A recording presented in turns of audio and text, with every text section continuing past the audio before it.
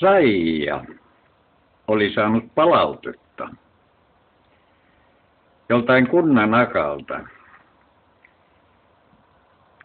kriittisesti harrastamastaan, tosin vapaa-ajallaan, taiteiluksi tulkittavaa toimintaa.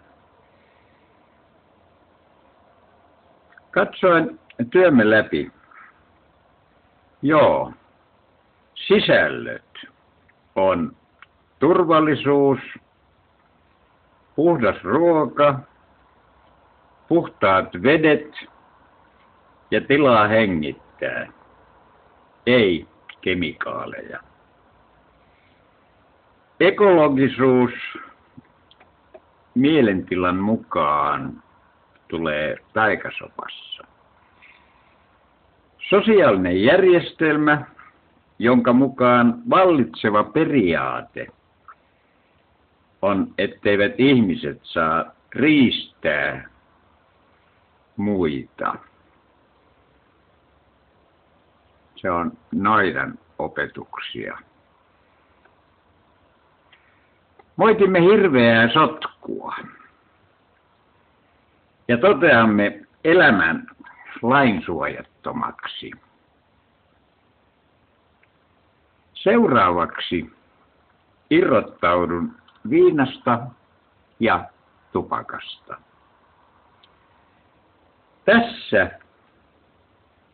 ne moitittavaa palautetta antavat asiat, joihin kaupungin siivooja on vapaa-ajallaan sotkeutunut. Nyt puhutaan sitten kovemmista asioista. Ilman Saijaa ja tässä ajassa.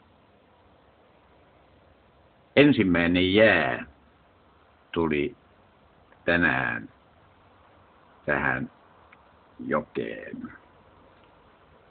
22.2.2010 näkymä ikkunastani Uittisissa.